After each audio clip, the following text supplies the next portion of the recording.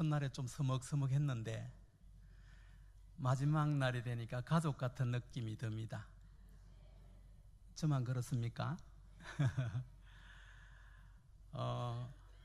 우리 오늘 마지막 강의인데 3일 동안 이 성동교회를 향한 하나님의 말씀 잔치 또 천국 잔치를 허락하신 우리 하나님께만 오롯이 영광의 박수 한번 올려드립시다. 네, 감사합니다.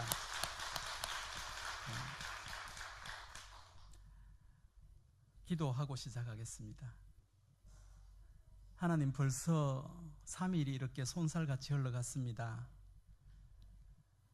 이 교회에 오기 전에 성동교회에 보내는 편지가 되게 해달라는 기도를 아버지께 올렸는데 어떻게 성도들에게 주님의 보낸 편지 같은 역할을 하고 있는지 모르겠습니다. 오늘 이 시간에도 함께 해주시고 다른 어떤 시간보다도 폭포수 같은 은혜가 부어지게 하시며 성령의 거룩한 기름 부으심이 한 사람 한 사람의 속사람을 찾아가서 어루만져 주시고 아직도 녹지 않는 것이 있다면 녹게 하시고 부서지지 않는 것이 있다면 부서지게 하시고 회복되는 귀한 시간 되도록 축복해 주시옵소서. 복되신 예수님의 이름으로 기도하옵나이다. 아멘.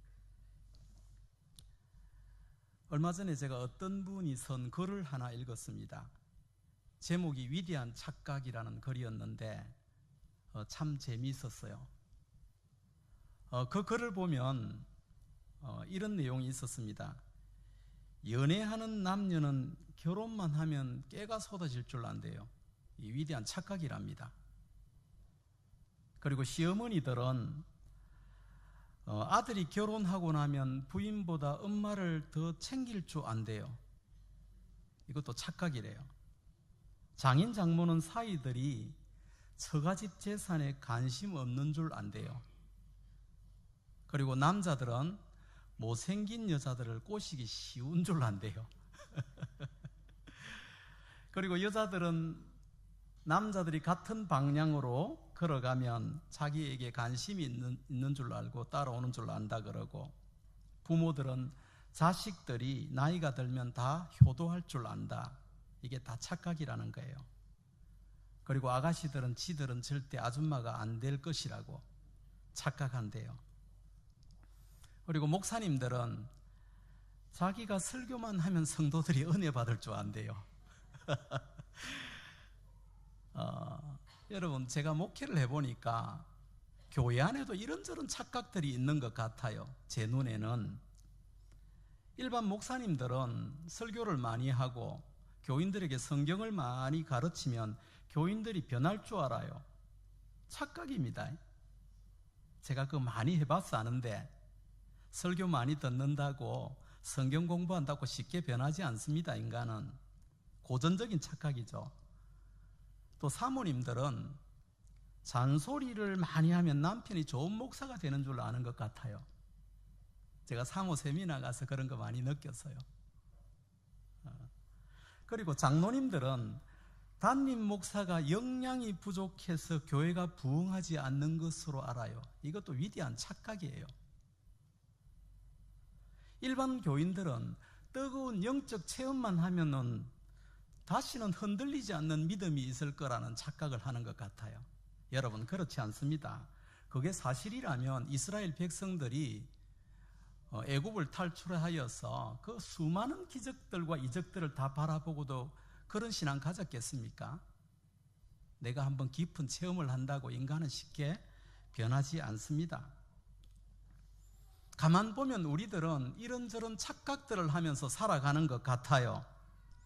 저도 여러분 얼마나 많은 착각을 했는지 교회 개척할 때 저는 제가 개척하면 한 10만 명 모일 줄 알았습니다. 구름대처럼 올 줄 알았는데 다른 목사님들은 그거 착각이라도 나는 그럴지 않을 줄 알았어요. 착각이에요, 착각. 그리고 제가 설교를 하면 성도들이 고개를 끄덕끄덕거려요. 그래서 저분들이 은혜 받고 있구나. 알고 보니까 은혜 받는 게 아니라 자기 생각하고 똑같으니까 고개를 끄덕거리고 있는 거예요. 목회하면서 얼마나 착각을 하면서 살았는지 몰라요. 여러분, 악한 영들이 있잖아요. 우리에게 다가와서 어떻게 우리를 미혹하는가 하면 우리의 생각 속으로 착각을 집어넣어요. 늘 착각하게 만듭니다. 그리고 그 착각을 사실로 굳게 믿게 만들어버려요. 가룟 유다에게 마귀가 생각 속으로 그 생각을 집어넣었더라 그랬죠. 마귀는 끊임없이 우리의 생각 속으로 파고 들어와서 착각을 일으킵니다. 그리고 그 착각 자체가 사실이라고 굳게 믿게 만듭니다. 그래서 많은 성도들이 마귀가 던진 이 착각 폭탄의 파편에 맞아서 신음하고 상처 입고 다른 사람에게 상처 주고 자기도 고통받고 그렇게 살아가는 모습들을 목회하는 가운데 참 많이 보게 됩니다. 여러분, 이런 착각 폭탄의 파편에 맞지 않으려면 우리가 무엇보다도 복음의 옷을 단단하게 입어야 돼요. 복음이라는 말을 들어보지 않은 사람은 없겠지만 복음을 제대로 알고 있는 사람도 별로 없는 것 같아요. 오늘 여러분들이 말씀을 들으면서 내가 복음을, 기독교 신앙을 제대로 알고 있지 않았구나 하는 사실을 아마 깨닫게 될 거예요. 오늘 부흥의 마지막인데 성령 하나님께서 정말 충만한 기름 부으셔서 온전한 내 마음속에 복음의 회복이 일어나기를 주의 이름으로 축복합니다. 예전에 여러분, 한 개그맨이 이런 말을 했어요. 1등만 기억하는 더러운 세상. 이런 말을 유행했던 적이 있습니다.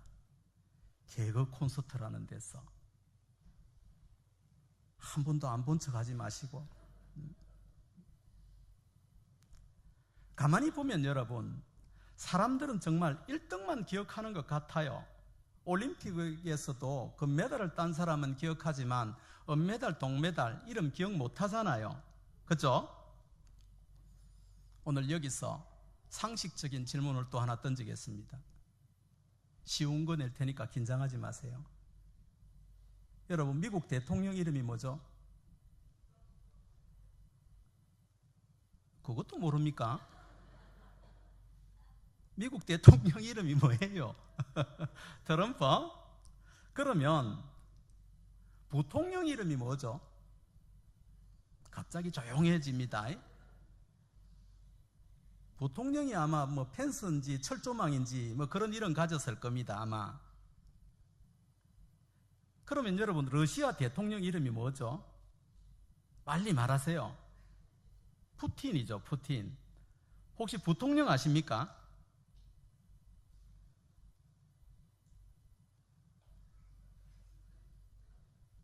전혀 모릅니까? 사실 저도 몰라요. 부통령이 누군지. 이렇게 여러분, 1등만을 다 기억하니까 너도 나도 사람들이 다 1등만 되려고 하죠. 몇 년 중에 출품된 독립영화 중에 4등이라는 제목의 영화가 있습니다.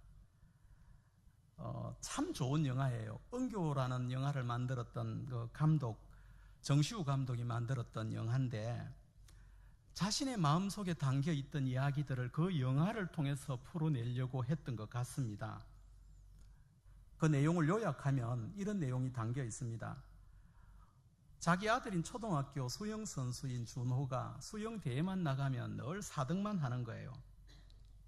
이 엄마가, 준호 엄마가 너무도 내 아들을 1등으로 만들고 싶어서 어떻게 하는가 하면 전 국가대표 출신 수영 코치를 찾아가서 우리 아들을 좀 가르쳐 달라고 간곡하게 부탁합니다. 그러면서 이런저런 사건들이 일어나는데 이 영화에서 가장 인상 깊었던 장면은 준호가 코치에게 얻어맞아서 온몸이 시퍼렇게 멍이 들어왔는데 그 아들의 벗은 몸에서 코치에게 맞은 멍자국을 보면서 엄마가 찢어지는 가슴으로 그 아이를 보며 고통스러워하면서 아파하면서도 모른 척하는 장면이었습니다. 준호 엄마는 내 아이가 1등만 할 수 있다면 뭐든지 다 할 수 있는 요즘 엄마들의 대표적인 엄마의 모습 같았습니다. 어느 날 준호 아버지가 자기 아들의 몸에 멍든 모습을 보고 분노를 하면서 그 코치 내가 가만두지 않을 거야. 그렇게 소리를 지르며 나가려고 하자 준호 엄마가 남편을 향해 이렇게 소리칩니다. 여보, 나는 우리 준호가 코치에서 매를 맞아서 코치에게 매 맞아 4등 하는 것이 훨씬 무서워. 멍들어서 아파하는 것보다 내 아들이 4등 하는 것이 나는 훨씬 무섭단 말이야. 저는 이 대사 듣다가 소름이 끼치는 줄 알았어요. 정시우 감독은 모두가 1등이 되려고 하는 이 미친 세상을 향해서 이 현대인들의 모습을 보면서 그 모습들을 이 영화 안에 담으려고 노력을 했던 것 같습니다. 여러분, 악한 마귀가 있어요. 여러분 마음속에 생기는 생각들이 그냥 내 생각이 아닙니다. 영들을 분별해야 돼요. 영을 분별해야 하잖아요. 악한 영은 때만 되면 우리에게 찾아와서 우리의 생각 속으로 침투해서 우리의 생각 속으로 먹음직하고 보암직하고 지혜롭게 보일 만한 탐스러운 것들을 보여주면서 우리를 늘 미혹해요. 생각 속으로. 1등은 여러분 정말 먹음직하고 보암직하죠. 지혜롭게 보일 만큼 탐스럽죠. 누구나 먹고 싶죠. 그래서 우리는 다 그 선악과를 따먹고 있는 거예요. 지금도. 마귀가 여러분 마귀스럽게 나타나지 않습니다. 머리 해쳐 푸른 채 하얀 소복 입고 입에 부엌칼 물고 피 질질 흘리면서 그런 모습으로 나타나는 적이 없습니다. 어떤 사람 보고 저 마귀짓 하는 것 봐 그러는데 마귀 그런 수준 낮은 짓 안 합니다. 여러분, 그건 귀신들이고 언제나 강명한 천사의 모습으로 나타나서 내 생각 속으로 침투해서 착각을 일으키고 거짓 기억들을 흔들어 버려요. 내 안에 수많은 상들을 끄집어내어서 상처를 통하여 세상을 바라볼 수 있도록 늘 그렇게 만들어 버립니다. 때문에 내 생각 속으로 들어온 마귀를 구분해내기가 참 쉽지가 않습니다. 우린 생각을 너무도 사실이라고 믿고 있어요. 여러분들은 여러분들의 생각을 착각이라고 믿고 있나요? 아니요. 대부분 내 생각이 맞다고 생각할걸요. 아주 오래전에 IMF 때 직장을 잃은 한 집사님이 그때 은행을 다녔는가 아마 그럴 거예요. 그분이 은행을 그만두고 작은 트럭을 한 대 구입해서 수박 장사를 했대요. 수박을 잔뜩 싣고 이제 장사를 했지만 한나절 동안 한 통도 팔지를 못했다고 합니다. 너무 장사가 안 돼서 이거 기름값도 안 나오네. 그냥 집으로 들어가자. 그러면서 트럭을 몰고 집으로 돌아가는데 운전하는데 느낌이 이상한 거예요. 백미러를 보니까 경찰차가 하나 따라오는 거예요. 순간 어떤 생각이 들었는가 하면 야, 이거 오늘 수박도 한 통 못 팔았는데 딱지 끊기면 큰일 난다. 스티커 끊기면 안 되지. 그냥 모른 채 하고 달렸답니다. 근데 뭐 트럭이 수박 싣고 달리면 얼마나 달리겠습니까? 몇 킬로 못 가서 경찰서에 잡히고 말았죠. 체념한 이 집사님이 창문을 이렇게 돌려서 내리는데 경찰이 인상을 탁 쓰면서 오면서 그 집사님에게 이렇게 말하더라 합니다. 그 수박 한 통 사먹기 더럽게 힘드네. 수박 사러 온 거예요. 수박 사러. 여러분, 이렇게 우리 생각은 사실과 전혀 다를 수 있습니다. 우리는 이런 착각을 얼마나 자주 하면서 사는지 모릅니다. 출애굽기를 보면 하나님께서 시내산에서 모세를 만나서 제일 먼저 어떤 말씀합니까? 모세야, 신발을 벗어라. 거기는 거룩한 땅이다. 하나님께서 왜 모세에게 신발을 벗어라 했을까요? 혹시 신발이 탐났을까요? 그분께서? 아마 그것 때문은 아니겠죠.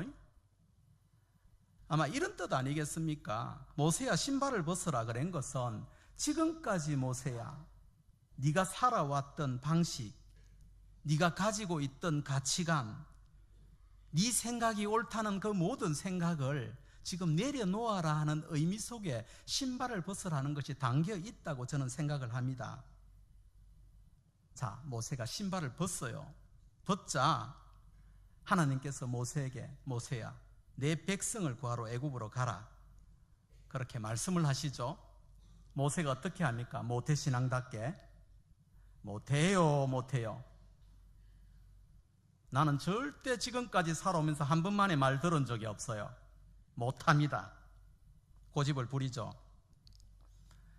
여러분, 소문에 의하면 하나님께서 제일 다루기 어려워하시는 신앙인들이 세 부류가 있는데 첫째가 모태신앙이고, 둘째가 후탁신앙인이고, 셋째가 이수신 장군 신앙인이다 하는 그런 소문이 있습니다. 모태신앙은 누군지 아시겠죠? 여러분들 중에 많이 계시니까. 그럼 이 종교인 신자는 누구일까요? 안 들어보셨습니까? 이 교회는 참 경건한 분들만 있는 모양입니다. 후탁 교인이 어떤 교인인가 하면은 일주일 내내 성경 한번 보지 않다가 주일날 교회 가려고 성경책 드는데 먼지가 있어요. 이리 들고 오는 사람들을 후탁 교인이래요.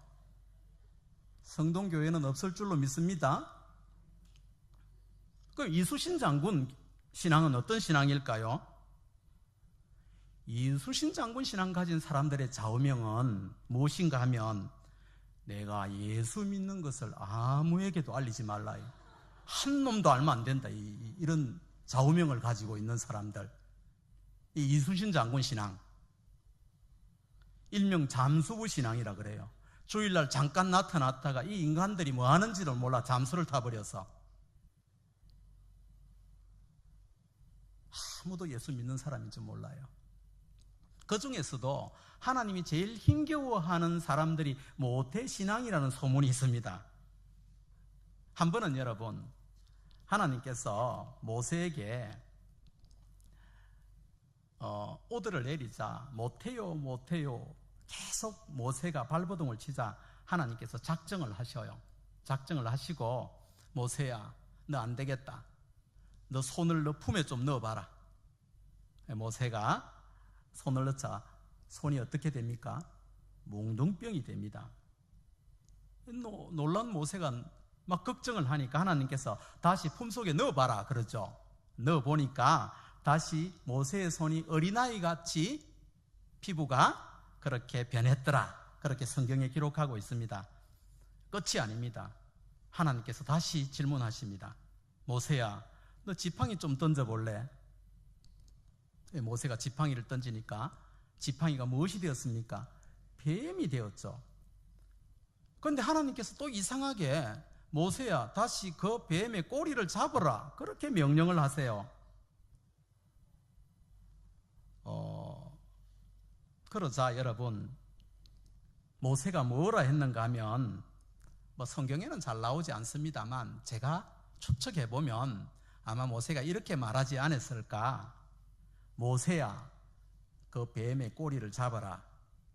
그래서 모세가 하나님께 하나님 잠깐만요. 제가 있잖아요. 강야에서 한 40년 살면서 뱀에 대해서 좀 알거든요. 하나님 저 뱀은 독사예요. 독사. 독사는 대가리를 잡아야 됩니다. 꼬리 잡으면 큰일 납니다. 바로 갑니다. 하나님 실수했죠? 머리 잡으라는 말씀이시죠? 하나님께서 꿈쩍도 하지 않으시죠? 꼬리 잡으라니까. 그러자 모세가 뱀의 꼬리를 잡자 다시 지팡이가 됩니다. 여러분 왜 하나님께서 이런 이상한 행동을 요구를 하셨을까요? 네 상식 버리라는 거예요. 네 생각 버리라는 거예요. 네 생각이 다가 아니다는 거예요. 네 생각이 착각일 가능성이 많다는 것을 지금 시청각 교육으로 하나님께서 가르쳐주고 있는 것입니다. 네가 알고 있는 세계가 다 아니라는 거예요. 여러분, 하나님께서 참된 부흥을 개인이든 교회든 할 것 없이 참된 부흥을 허락하기 전에 먼저 사탄의 진지가 된 우리의 생각, 마음 속에 오염된 것들을 파괴시키는 작업부터 합니다. 바로 하나님의 집을 짓지 않습니다. 모조리 도려냅니다. 예수님께서 내가 화평을 주러 온 줄 아느냐? 칼 들고 왔다. 우리 도려내겠다는 거 아닙니까? 제가 그걸 보고 사무라이로 오신 예수님이란 제목으로 설교했던 적도 있어요. 주님 오시면 그 칼을 들고 우리 안에 오염된 것들을 먼저 도려내십니다. 성령이 오시면 죄에 대하여, 의에 대하여, 심판에 대하여 말씀하시면서 끊임없이 우리 생각에 오셔서 잘못되고 오염된 생각을 파괴시키며 하나님으로부터 오신 생각을 주입시키기 시작합니다. 성도의 삶에는 이것이 반드시 일어납니다. 오늘 본문인 창세기 49장을 보면 이게 사실 인간의 생각으로는 이해가 어려운 내용입니다. 본문은 여러분, 임종을 앞둔 야곱의 12아들들에게 야곱이 여은 기도를 하는 장면인데, 다른 아이들, 그러니까 아들들에게는 축복과 저주를 적당히 섞으면서 해요. 성경 읽어보면은. 그런데 오직 유다와 요셉만은 지나치리만큼 축복만 합니다. 특히 유다가 받은 복은 이건 요셉보다도 가합니다. 이건 아무리 생각해도 너무하다 할 싶을 정도로 가한 복을 야곱이 유다에게 축복을 합니다. 8절 보면 유다야, 너는 내 형제의 찬송이 된대요. 형제들이 너를 노래하는, 높이는 존재가 된다는 것입니다. 그 다음에 네 아비의 아들들이 네 앞에서 절을 하리라. 모든 형제와 인척들이 유다 앞에 다 절을 하는 그런 복을 받게 된다는 것입니다. 형제 중에 12형제 중에 최고가 된다는 말이죠. 10절 보면 규가 유다를 떠나지 아니하여, 이 규라는 말은 왕을 나타내는 말입니다. 그러니까 왕권이 유다 지파를 통해서 흘러갈 거라는 것을 예언하고 있는 것이죠. 그리고 11절과 12절, 여러분들이 좋아하는 물질의 풍요와 번영을 의미하는 복들을 쭉 나열하고 있는데, 유다가 받은 복을 한번 살펴보면 세상에 있는 복이란 복은 다 담겨 있는 것 같아요. 근데 여러분, 유다에게 하나님께서 이런 복과 부흥을 허락하신 이유가 무엇일까요?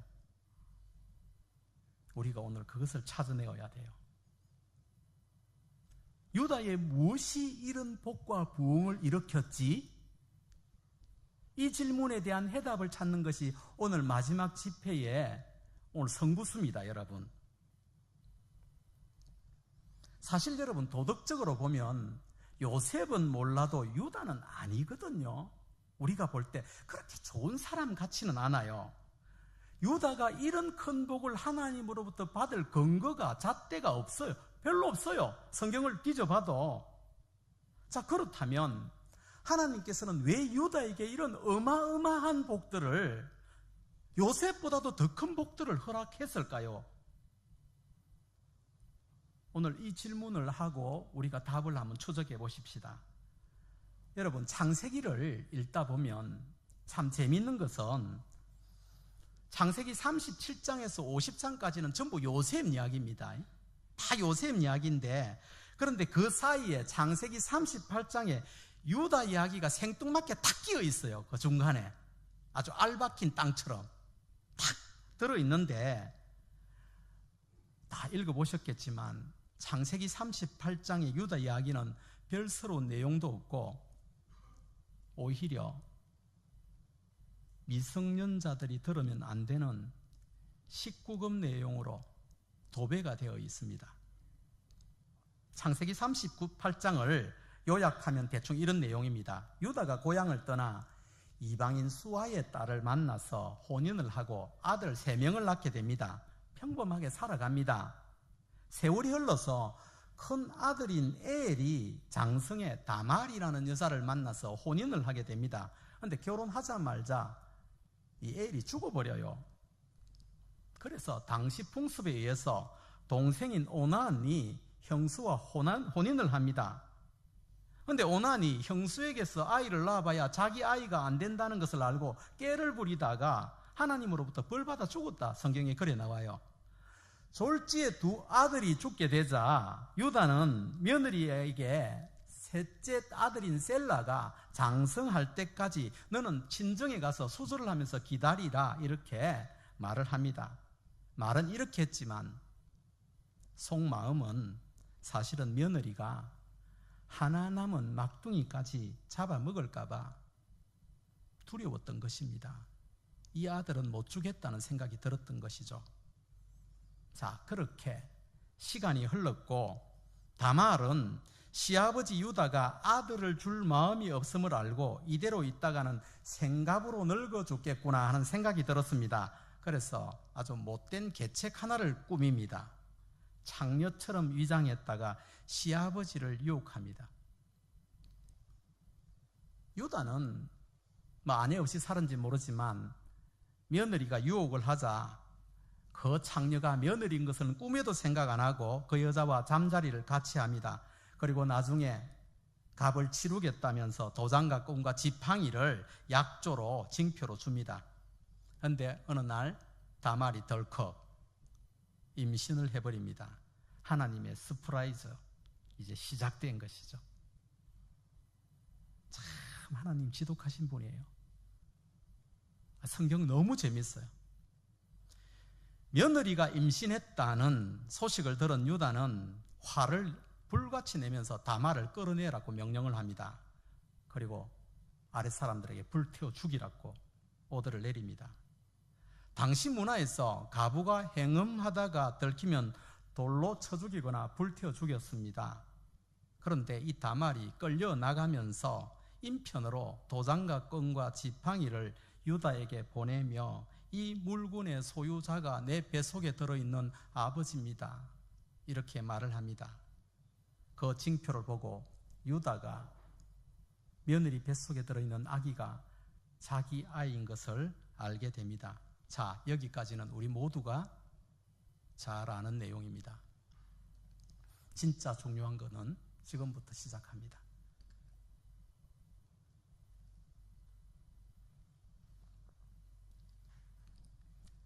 여러분, 성경에 일어난 스토리는 성경을 읽다 보면 스토리 자체를 그렇게 중요하게 여기지 않습니다. 우리는 스토리를 중요하게 생각하는데 스토리를 그렇게 중요하게 다루지 않고 성경이 뭘 아주 중요하게 다루는가 하면 스토리에 일어난 일에 어떻게 대응하는가에 포커스를 늘 맞춥니다. 성경을 읽을 때 보면 언제나 그렇습니다. 우리는 스토리 중심이지만은 그 스토리에 그 사람이, 대상이 어떻게 대응했는가, 성경은 늘 그것에 주시합니다. 여러분, 제가 몇 년 전에 새 차를 이제 뽑았어요. 뽑고 얼마 되지 않았을 때 한 일주일 되었나 교차로에 탁 이렇게 서 있는데 뒤에서 펑 하는 거예요. 보니까 누가 내 차를 받아버려서 서 있는데 새로 산 지 얼마 안 되는데 속에 천불이 납니다. 그래서 보니까 벤처 승용차가 제 차를 들여받았던 거예요. 다행히 몸은 다치지 않았지만 제 새 차는 자동차 공장에서 일주일 동안 수리를 받게 되었습니다. 그리고 자동차를 맡겨놓고 저는 병원에 있는 예배실에서 직원들 대상으로 하는 금요일에 신우의 예배에 설교를 하러 갔습니다. 설교를 하고 나니까 제 차가 사고 났다는 소식을 들었던 한 직원이, 병원 직원이 이런 말을 했습니다. 하나님은 전지전능하신데 왜 목사님 차를 지켜주시지 않습니까? 다른 사람도 아니고 목사님이시잖아요. 목사님같이 이렇게 헌신하고 하나님 사랑하고 봉사하는 분을 하나님이 지켜주지 않는다면 좀 이상하지 않습니까? 하나님이 지켜주셔야 되잖아요. 아주 도전적인 그런 이야기를 해요. 그래서 내가 직원들 다 보내고 잠깐 불러서 앉으라 그랬어요. 자네가 하나님에 대해서 너무 오해하고 있는 것 같아서 내가 몇 가지 이야기해 주려고 앉으라 했다고. 그러면서 하나님의 관심이 어디 있는가 하면, 하나님은 나를 모든 사고에서 지켜주는 데 있는 게 아니라 사고가 났을 때 내가 어떻게 대응하는가를 가장 보고 싶어 하시는 분이야. 하나님은 사고에 대하여 내가 지켜주는데 별로 관심 없으셔. 근데 사고가 났는데 내가 어떤 태도로 말하고 행동하는지에 대해서 하나님은 주시하고 있어. 그러니까 내가 사고가 났을 때 사고를 낸 가해자 차에게, 운전자에게 가서 일방적으로 사고가 당했는데도 불구하고 많이 놀랬었죠. 괜찮습니다. 저는 몸 별로 다치지 않았습니다. 걱정 마세요. 아무 일 아닙니다. 걱정 마세요. 그렇게 말을 하는지, 놀래서 어쩔 줄 모르는 그 가해자를 사랑으로 이렇게 품는 사람으로 내가 존재를 하는지, 아니면 가해자에게 뛰어가서 눈을 동그랗게 뜨면서 이거 보시오, 눈 폼으로 달고 다니요? 뭐야 이거? 그러면서 아프도 안 한데 아이고 허리야 이러면서 병원에 입원하면 또 보험 들어놓은 거 탈 생각 돈 계산해 가면서 그렇게 들어눕는 사람으로 내가 존재하는지, 그 사고에서 내가 어떤 태도로 하나님 앞에 서 있는지를 하나님께서 너무 보고 싶어 하셔서 어떨 때는 하나님께서 그런 사고를 통해 테스트를 하시기도 해. 내가 그거 알기 때문에 속에는 천불이 나지만 웃지. 여러분, 하나님의 관심은 시시하게 사고에서 지켜주고 이런 게 아니에요. 부자로 있든 가난하게 있든 그 상황 속에서 내가 어떤 사람으로, 많이 가졌는데도 교만하지 않는지, 하나도 없는 거지인데도 초라하지 않고 당당하게 예수 때문에 그렇게 존재할 수 있는지를 보고 싶어 하는 것이지, 뭐 지켜주고 뭐 어떻고 저떻고, 그건 샤머니즘이라는 거예요. 기독교 신앙이 아니에요. 물론 하나님이 우리를 불쌍히 여기셔서 다 지키시는 분 맞습니다. 그러나 정말 하나님이 보고 싶어하는 것은 그런 거 아니에요. 그런 상황에서 내가 어떤 사람으로 존재해 있는지를 하나님은 보고 싶어 하시죠. 저는 내가 그 직원에게 이 말을 해놓고 내 말에 내가 감동을 또 받아버렸어요. 나는 어찌된 목사인지 이렇게 말을 잘하지? 여러분들이 예수 잘 믿으면 부자 됩니다 이런 소리 하면 좋겠지만 그런 일 일어나지 않습니다. 여러분, 하나님은 여러분들이 부자로 살든 가난하게 살든 솔직히 별로 관심이 없으신 분이세요. 하나님은 여러분들이 부자로 있든 가난하게 있든 상관없이 어떤 상황에 있든지 그 자리에서 자기를 부인하고 자기 십자가를 지고 주를 바라보면서 따라오고 있는지에 대해서 늘 포커스가 가 있죠. 여러분, 제 차가 사고 난 것처럼 지금 유다 인생에 큰 사고가 났잖아요.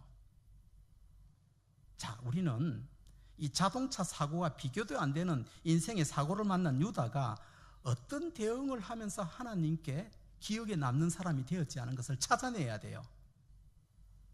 어떤 태도를 취했을까요? 실제로 여러분, 유다가 며느리가 자기 아이를 가진 것이 드러나게 되면 유다는 얼굴 들고 살 수 있을까요? 없을까요? 얼굴 들고 살 수 없습니다. 그리고 도덕적인 유대사에서 아마 매장될걸요. 이런 상황에서 유다가 할 수 있는 가장 좋은 방법이 뭡니까?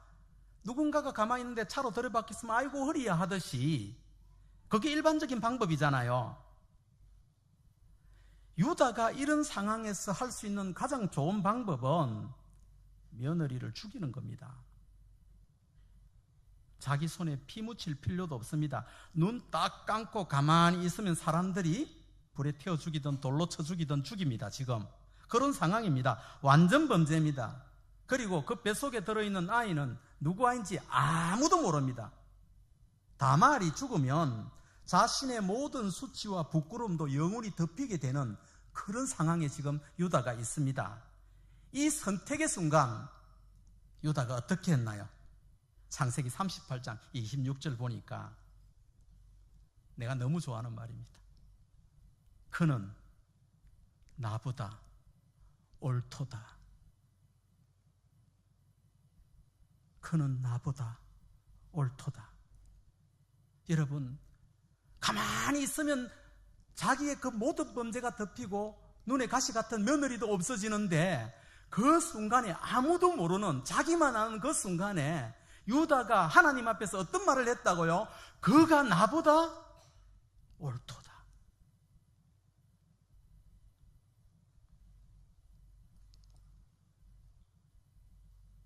그러면서 자신의 잘못을 드러내면서 그 며느리를 살려내게 합니다. 하지만 여러분, 유다는 그 비용 부담으로 모든 이들에게 짐승 취급을 받게 됩니다. 며느리 건드린 놈. 그 딱지를 붙이고 삽니다. 여러분, 저는 이런 유다가 참 멋져 보입니다. 예수 믿으면 이 정도는 되어야 되지 않나 하는 생각이 듭니다. 참 멋져요. 참 남자의 향기가 나요. 이 사람에게.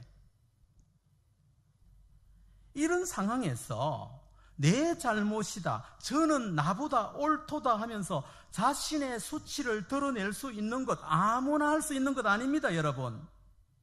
죄인들의 속성이 뭐예요? 남 탓하는 거잖아요. 저 사람 때문이라는 거잖아요. 우리 특기잖아요. 우리 너 때문에.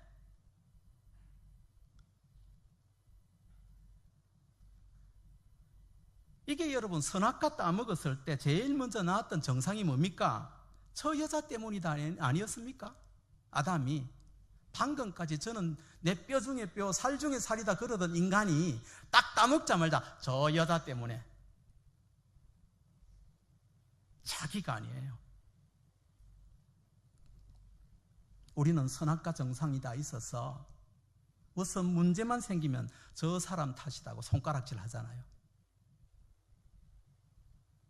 아주 그런 못된 버릇이 있어요. 여러분 손가락질 보세요. 저 사람, 하나님. 그래도 세계는 자기를 향하잖아요.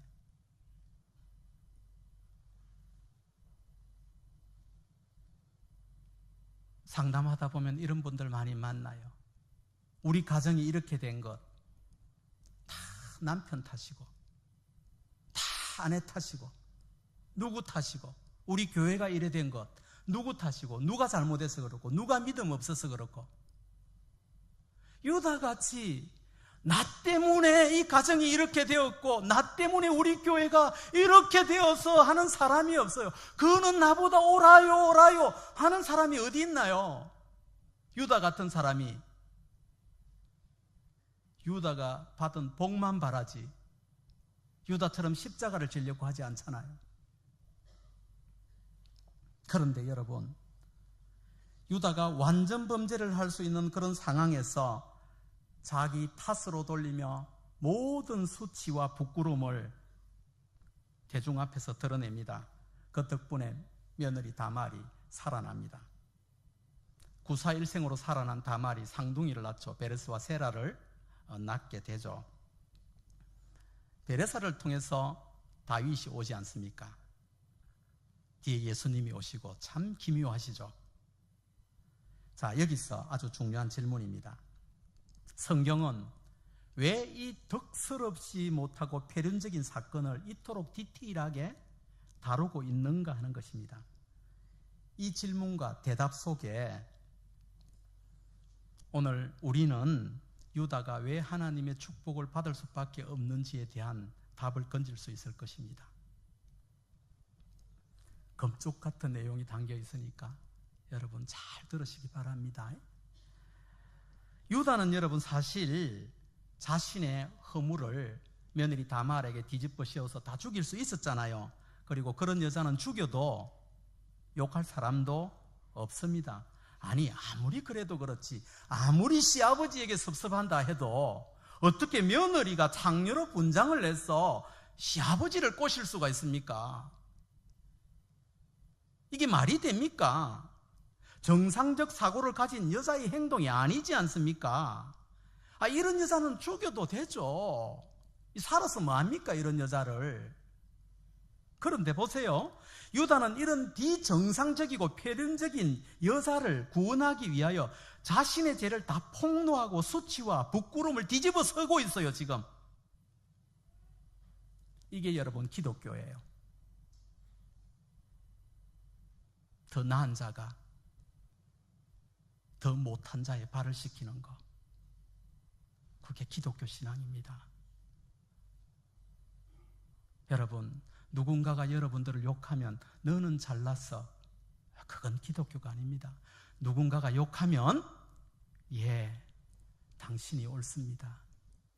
그게 기독교예요. 조정민 목사님은 그러더라고요. 누군가가 자신을 욕하면 저 사람이 나 잘 몰라서 욕하구나. 더 많이 알면 더 욕할 건데. 그래서 욕할 때마다 미안한 마음이 생긴대요. 조금 들어먹어서. 복음을 아는 분이에요.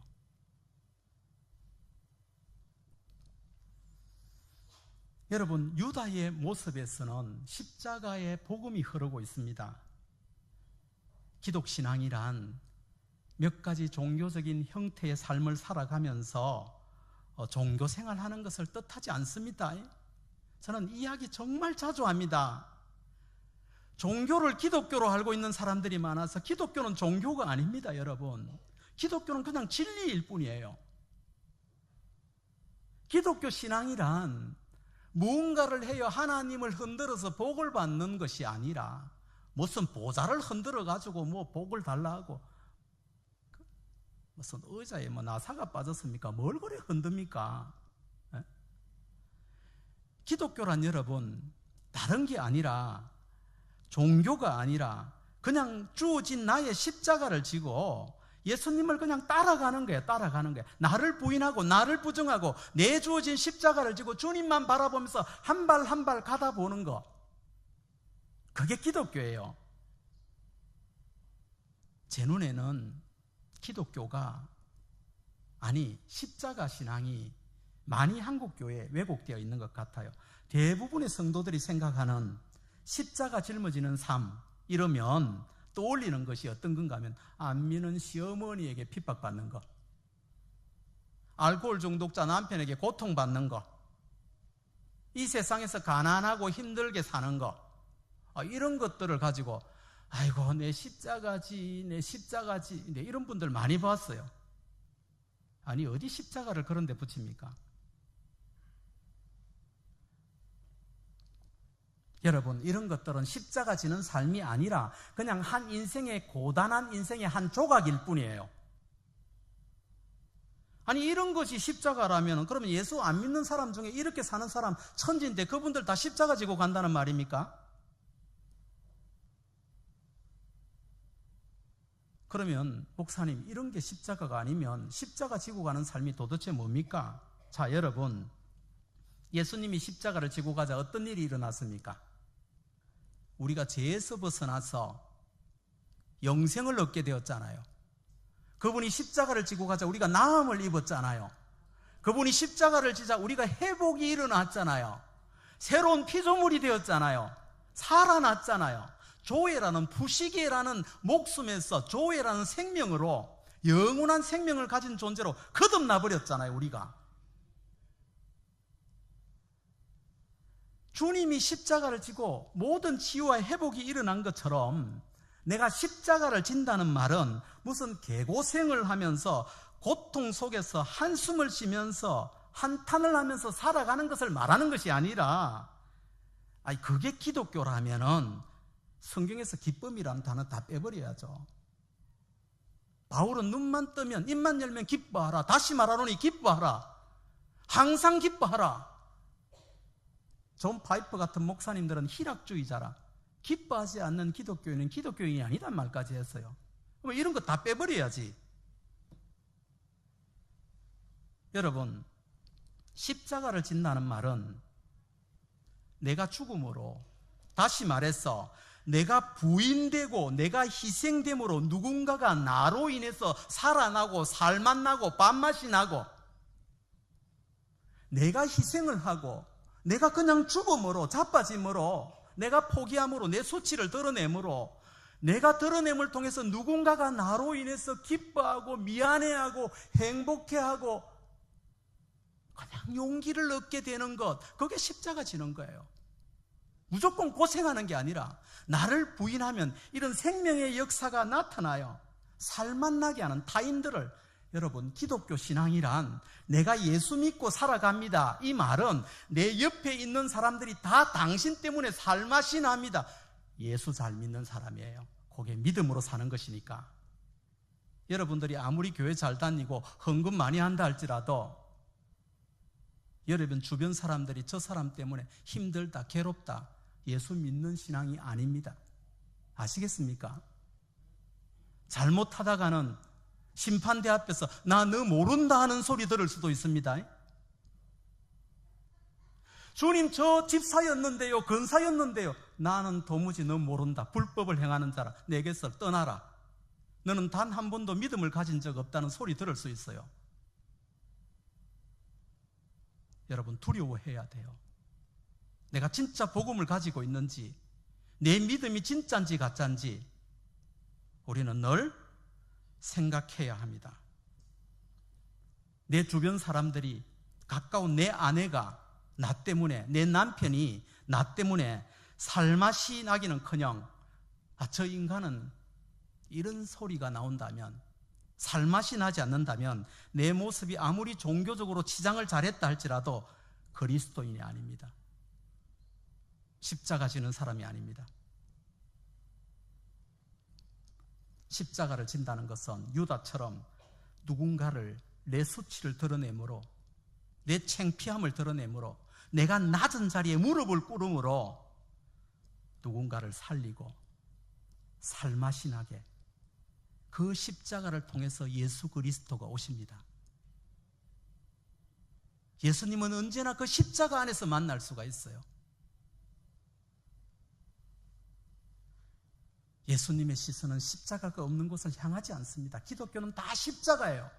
십자가가 있는 곳에 주님의 시선이 향하고, 십자가가 없는 곳엔 주님의 눈길이 머물지를 않습니다.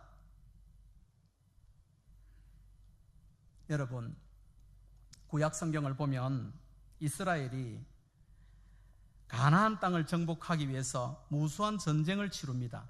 그런데 유다 지파, 구약 성경 한번 읽어보십시오. 언제나 선봉했습니다. 유다 지파는 언제나 선봉했습니다. 여러분, 전쟁에서 선봉에 선다는 말이 무슨 말이죠? 죽을 가능성이 가장 많다, 우리 지파가 제일 많이 죽겠습니다, 이 말 아닙니까? 옛날, 그래서 고대 왕들은 전쟁에서, 선봉에서는 장수와 군사들에게 특별한 상들을 다 내렸습니다. 영웅 대접을 다 했습니다. 왜냐하면 선봉에 서면 거의 다 죽으니까. 유다 지파는 언제나 전쟁이 나면 선봉에 섰습니다. 그런데 여러분, 저 구약 성경 읽다가 깜짝 놀란 것은 각 지파의 인구 조사를 하다 보면 유다 지파 사람들이 다른 지파 사람보다 월등하게 더 많다는 사실입니다.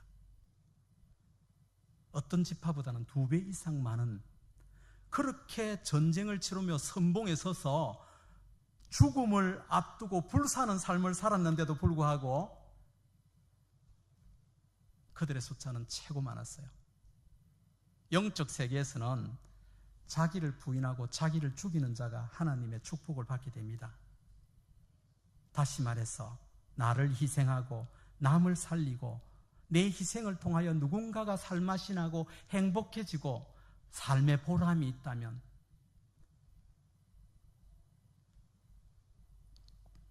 하나님의 복이 그런 사람을 추적해서 그 십자가를 통해서 흘러 들어가게 된다는 것입니다.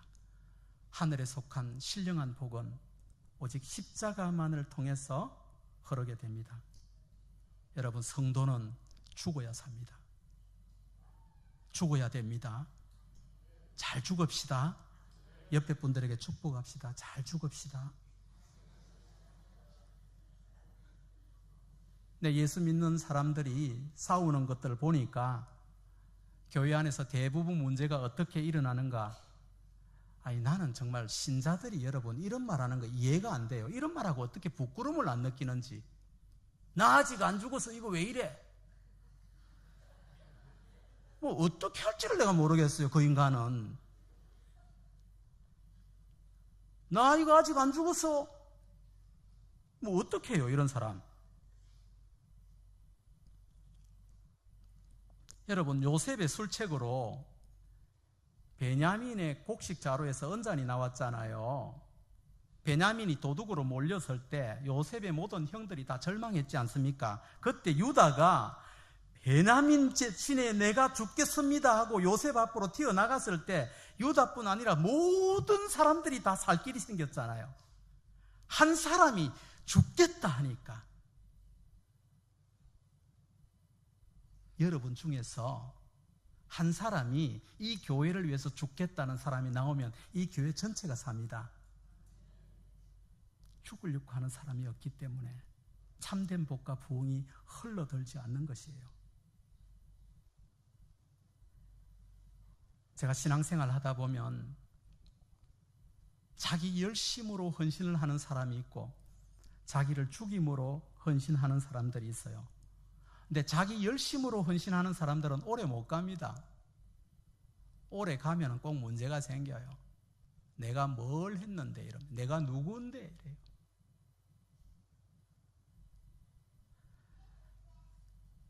이런 사람들이 꼭 다른 사람들에게 상처를 주죠. 여러분, 그러나 자기 열심으로 헌신하는 것이 아니라 십자가를 생각하고 자기를 죽임으로 헌신하는 사람들은 30배, 60배, 100배의 결실을 맺을 뿐 아니라 유다의 계보에 들어가 유다를 통해서 흘러낸 복들을 그 사람과 그 자손들에게도 흘러보내게 됩니다. 여러분들이 정말 복 받고 싶다면, 하늘에 속한 신령한 복을 받기를 원한다면, 나가도 들을 받고 들어가도 복을 받기를 원한다면, 네가 잘되고 번성하기를 되기를 바란다면, 하나님이 그냥 보면은 복을 주시지 않을 수가 없는 온갖 안타까운 마음으로 나를 바라보는 사람으로 나를 만들고 싶다면 여러분들은 십자가를 통과해야 돼요. 내가 죽어야 돼요. 십자가를 지는 사람 하나님 견딜 수 없어요. 저거 어떻게 복 줄까 싶어서.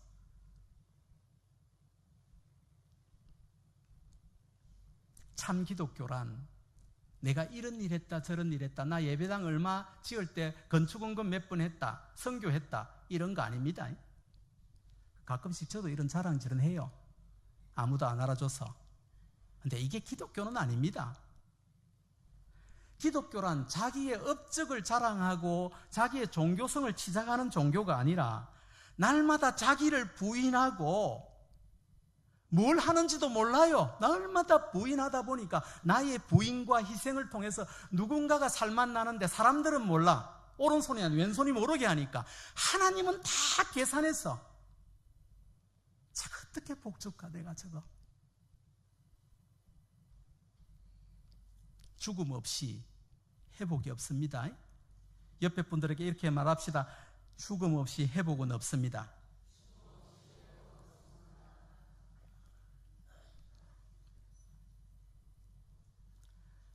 여러분, 제가 나이가 얼마쯤 되어 보입니까? 잘 말하셔야 합니다. 잘못하면 삐칩니다. 우리 이 목사님보다 많아 보여요? 작게 보여요? 네? 많아 보여요? 저 이제 갈랍니다.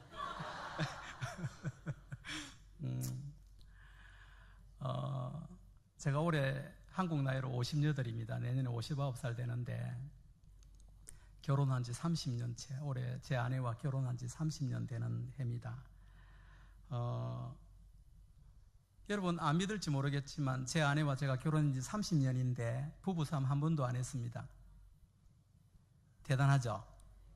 좀 놀라는 척 하세요. 그거 뭐 당연한 걸 가지고 이런 표정으로 바라보고 계셔.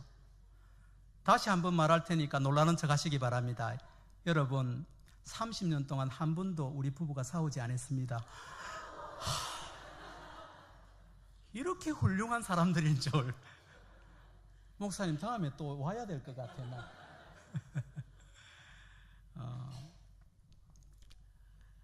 30년 동안 단 한 번도 싸운 적이 없는데요, 제 인격이 훌륭해서가 아니라 제 영성이 깊어서가 아니라 어느 날 돌아보니까 제 아내가 30년 동안 저를 향해서 끊임없이 죽었구나, 그래서 이런 결과가 있었구나 하는 것을 깨닫게 되었습니다.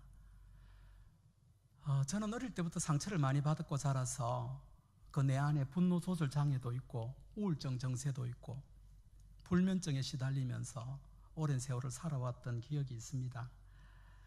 이런 한자 같은 사람에게 한 사람이 끝없이 죽어주니까 이런 미숙한 사람도 목사도 되고 남편 노릇도 하고 목사 노릇도 하고 이런저런 노릇하고 사람 구실하면서 살게 되더라고요. 여러분, 누군가가 죽으면 그 죽음의 길을 통해서 회복의 길이 열리게 된다는 것이 성경이 우리에게 가르쳐주는 진리입니다. 모든 고통이 어디서 오는가 하면 내가 누군데 나 아직 안 죽었어. 여기서 다 일어나는 거예요. 제가 참 좋아하는 전래동화 중에 절름발이 토끼라는 전래동화가 있는데 여러분들에게 한번 소개해 드릴게요.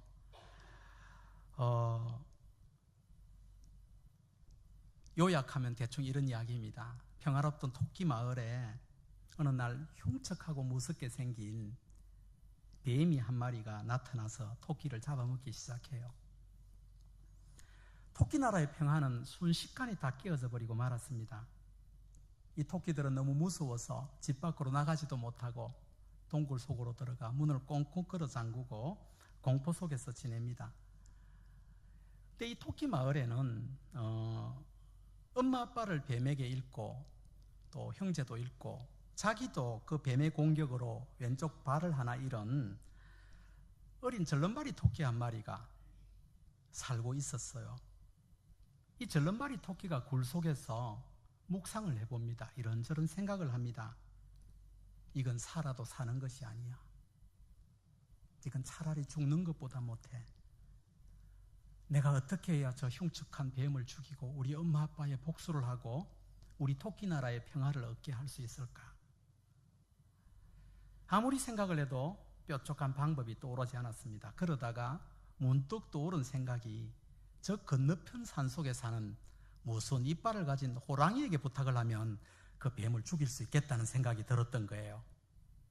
그런데 또 이런 생각이 듭니다. 하지만 뱀보다 더 무서운 호랑이가 뱀을 죽인 후에 우리 토끼들을 또 다 잡아먹으면 어떡하지? 이 절름발이 토끼가 이런 생각이 들자 너무 괴로워서 막 머리를 쥐어 떠들었습니다. 한참을 고민하던 이 절름발이 토끼가 한 가지 결심을 해요. 그리고는 꼭꼭 걸어 잠궜던 문을 열고 숲속으로 달려갑니다. 그 숲속에 있는 울긋불긋한 버섯들을 마구마구 뜯어먹어요. 그 버섯을 먹자 이 절름발이 토끼는 속이 메습 꺾기 시작했고 머리가 어질어질 아프기 시작했습니다. 이 어린 토끼가 먹은 것은 다름 아닌 독버섯이었던 것이죠. 이 독버섯을 잔뜩 뜯어먹고 비틀거리면서 이 어린 토끼는 있는 힘을 다해서 뱀이 있는 굴로 비틀비틀거리면서 가서 굴 앞에 섭니다. 그리고 온 힘을 다해서 젖먹는 힘을 다해서 그 뱀을 향해서 소리를 칩니다. 이 악하고 더럽고 형편없던 뱀 녀석아, 당장 나와서 나과 한판 붙자. 동굴 속에서 낮잠을 자고 있던 뱀이 밖에서 욕하는 소리를 듣고 이게 무슨 소리지 하고 나와보니까 작은 토끼 새끼 한 마리가, 그것도 다리가 안 닿는 병신이, 절름발이 토끼가 막 자기 욕을 하고 있는 거예요. 그래서 이놈이 실성했나? 배도 출출한데 잘 됐다 이놈. 그리고는 손살같이 달려가서 절름발이 토끼를 덥석 한 입에 삼켜버리고 맙니다. 그리고 그 뱀은 다시는 돌아오지 못했죠.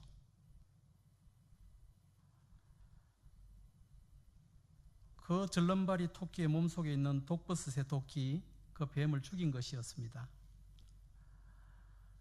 토끼 나라에 평화가 왔을까요? 안 왔을까요? 만약 호랑이를 데려왔다면 어떻게 되었을까요? 평화가 왔을까요? 안 왔을까요? 여러분, 이런 힘의 논리로는 이 세상은 평화가 오는 것이 아니라 더 큰 두려움과 더 어두운 절망만을 불러온다는 거 아시죠?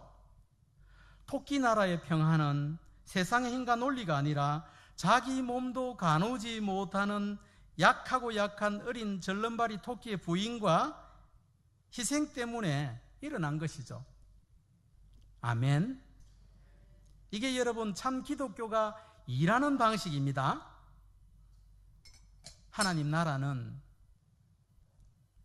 똑똑하고 가지고 잘난 자들을 통해서 세워져 간 적이 없어요. 교회 역사를 공부해보면 알지만 많이 배우고 많이 가지고 세상 권세를 가진 사람들을 통해서 세워간 적이 한 번도 없어요. 언제나 이런 절름발이 토끼 같은 아무것도 가지지 못한 모든 사회 사람들로부터 왕따당하는, 사람들에게 전혀 관심도 받지 못하는 이런 사람들을 통해서, 이런 사람들의 자기 부인과 희생을 통해서, 이런 사람들의 눈물과 기도를 통해서 하나님 나라는 늘 세워져 갑니다. 저는 이 성동교회가 60몇 년 동안 어떻게 세워졌는지는 모르겠습니다. 어떤 분들의 헌신을 통해서 지금까지 왔겠죠. 그러나 수많은 가진 사람들의 희생과 그들의 섬김을 통해서 이 교회가 존재한 것이 아니라 틀림없이 어린 절름발이 토끼 같은 그 어떤 아무것도 가지지 못한 분들이 이 교회를 향한 눈물과 한숨으로 기도했기 때문에 이 교회가 지금까지 존재했다고 믿습니다. 앞으로도 그런 분들을 통해서 이 교회는 세워져 가실 것입니다. 하나님 나라는 좀 가졌다고 폼 세는 사람을 통해서 세워져 가는 법이 없어요. 지금도 여러분 하나님께서는 사람을 찾고 계신데 어떤 사람을 찾고 있을까요? 자기를 부인하고 자기를 부정하고 자기를 통해서 누군가를 살리고자 하는 그 각오를 가진 절름발이 토끼들을 오늘 이 시간에도 찾고 있는 것입니다.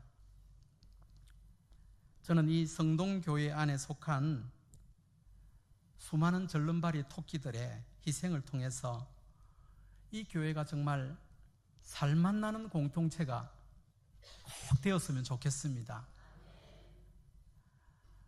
이야기를 할까 말까 고민을 했는데 제가 10시 20분 기차를 끊어 놓았어요. 그래도 이 이야기를 해야 될 것 같아서 이야기만 오늘 하고 집회를 마치려고 합니다.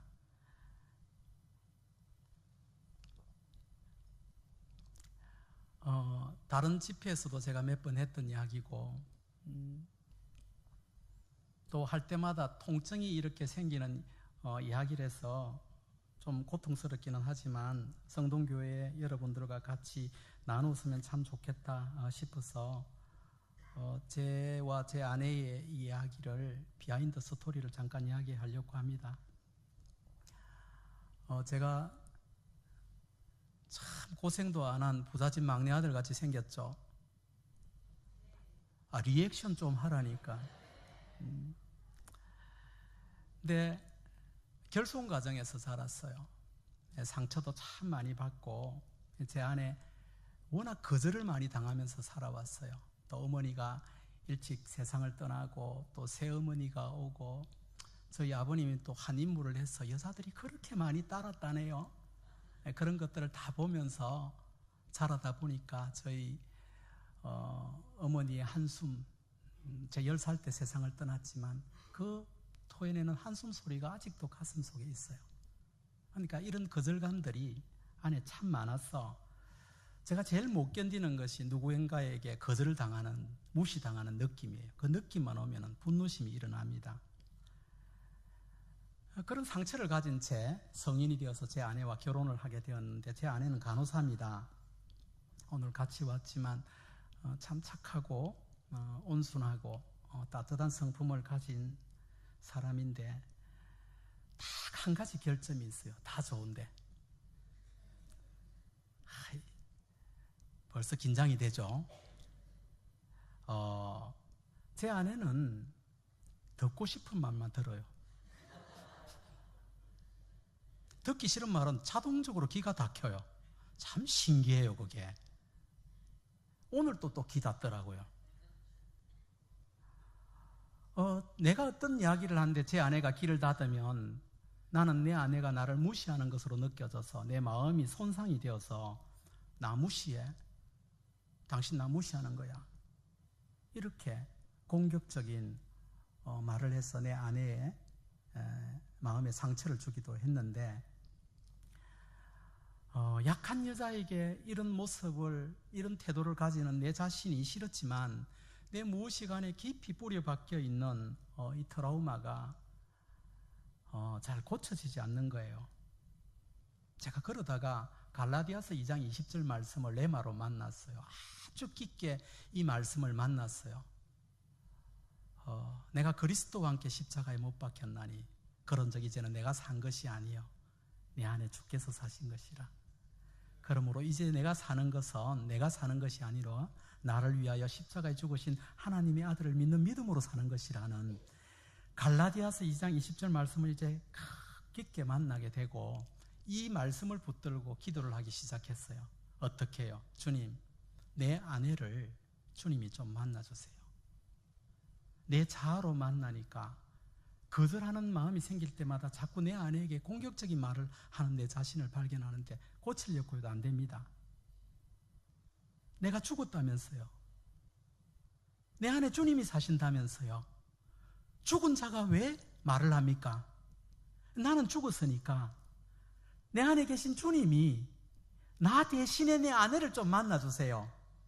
자, 그렇게 기도하기 시작했는데, 그러던 어느 날 제 아내에게 어떤 말을 하니까 이 여자가 그렇게 혼이 나고도 또 귀를 닫아요. 근데 신비로운 것은 아무렇지가 않은 거예요. 아프지가 않는 거예요. 고통스럽지가 않는 거예요. 반대로 여러분, 왜 그렇게 저 여자가 불쌍하게 보이는지, 귀를 닫고 있는 내 아내를 보는데 불쌍해서 가여워서 견디지를 못하겠는 거예요. 제 아내는 이북에서 피난 내려온 피난민의 둘째 딸로 태어났어요.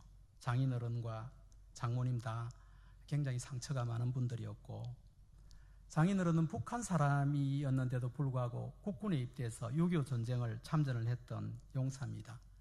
피비린내 나는 전쟁을, 생명들이 죽어가는 것을 몸소 겪으신, 온몸으로 전쟁을 겪었던 분이고, 우리 장모님도 황해도 해주에서 지주의 딸로 태어났는데 부모님이 인민군에게 총살당하는 것을 5살 땐가 다 봤대요. 그리고 폐가 망신이 됐던 것이죠. 1.4 때 피난 내려와서 온갖 고생하면서 부산에 있는 자갈치 시장에서 조개 장사를 하시면서 그렇게 사셨습니다. 그런 삶의 질곡 때문에 그런지 모르겠지만 자녀들에게 따뜻한 애정 표현을 할지 모르는 사람이었습니다. 아내 위에 언니가 한 명 있고 오빠가 한 명 있고 남동생 둘이 있었는데, 오빠가 초등학교 때 병으로 죽었어요.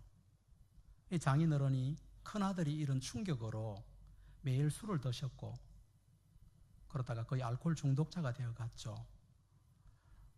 나중에는 아주 훌륭한 집사님이 되셨지만 제 아내에게 굉장히 많은 상처를 주었죠.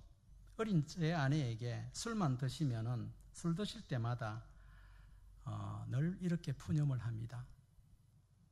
네 때문에 네 오빠 죽었다. 네가 죽어야 되는데 너 같은 게 죽어야지. 왜 네 귀한 오빠가 죽었어? 이걸 이제 심리학에서 프로젝션이라 그래요. 투사. 무언가를 투사하지 않으면 견딜 수 못하는 거죠. 자식을 잃은 슬픔을 견디지 못해서 제 아내를 향해서 프로젝션 한 거죠. 자기 살기 위해서. 다행히 제 아내가 공부를 잘했어요. 5의 형제 중에 유일하게 대학을 갔으니까요. 간호대학을 갔습니다. 온갖 아르바이트 하면서 대학을 다녔고, 또 이것 때문에 가족들에게 많이 시달렸대요. 빨리 공장 다녀서 돈 벌어서 가정을 도와야 되는데, 언니도 못 간 대학, 남동생들도 못 간 대학을 간다고 막 우겼으니까 이제 집안에 천덕꾸러기가 다 됐죠. 제 아내는 굉장히 또 여성스럽고 성격도 그렇고 옷 입는 것도 좋아하고 속옷 이런 예쁜 거 꾸미는 거 되게 좋아해요. 신혼초에 막 정신을 잃는 줄 알아. 어떻게 옷을 많이 사는지. 지금도 옷장에 옷이 얼마나 많은지. 옷 사는 게 취미 같아요. 너무 힘들었습니다. 결혼해서 처음에.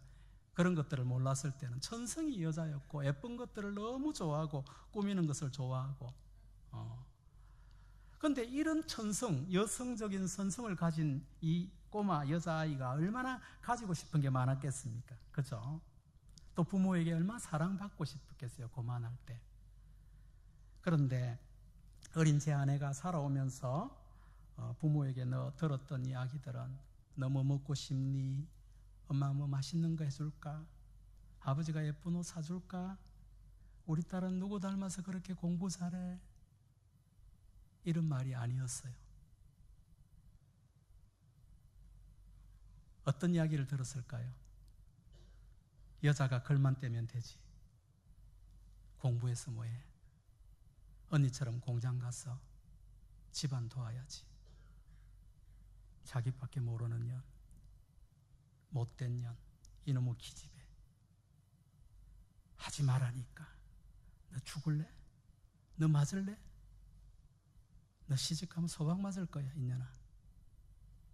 너 때문에 네 오빠 죽었어. 이 어린 꼬마 아이가 이런 끔찍한 말들만 듣고 살아왔던 거죠. 이 아이가 살아날 수 있는 유일한 길이 뭐였을까요? 길을 닫는 것밖에 없었죠. 길을 닫지 않으면 그 아이가 더 이상 살 수가 없었으니까.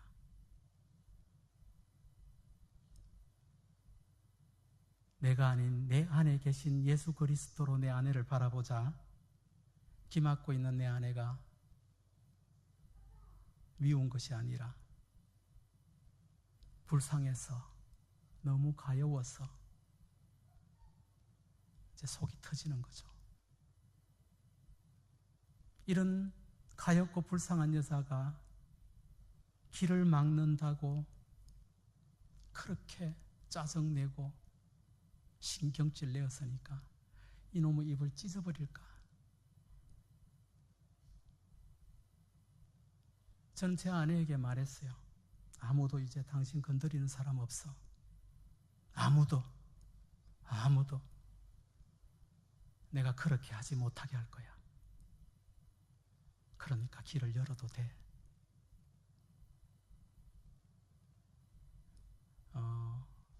오랫동안 화장실에서 울고 있었어요. 그렇게 우리 부부에게 주님이 주시는 이렇게 새로운 회복들이 찾아오게 되었습니다. 내가 예수님 안에 있고 갈라디아서 2장 20절 말씀이 내 안에 있자 나는 회복되기 시작했고 덩달아서 몇십 년 동안 고통받고 있는 내 아내의 상처도 녹기 시작했습니다. 여러분, 제가 여러분들에게 마지막 날 꼭 전하고 싶은 이야기는 이겁니다. 당신이 죽어야만 당신도 살고 당신 가족도 살고 이 교회도 산다는 거, 이걸 꼭 전해주고 가고 싶습니다. 여러분들이 그리스도 예수 안에서 이렇게 죽고 부인하고 희생되어 간다면 여러분이 가는 곳곳마다 미움이 사랑으로 바뀌고 다툼이 용서로 바뀌고 분열이 일치로 바뀌고 절망이 희망으로 바뀌고 슬픔이 기쁨으로 바뀌고 어둠이 빛으로 바뀌는 이 십자가의 역사가 끊임없이 나타나게 될 것입니다. 죽어야 삽니다. 죽어야 삽니다. 이런 역사가 이 성동교회와 여러분 한 사람 한 사람들에게 다 나타나기를 주의 거룩하신 이름으로 축복합니다. 기도합시다.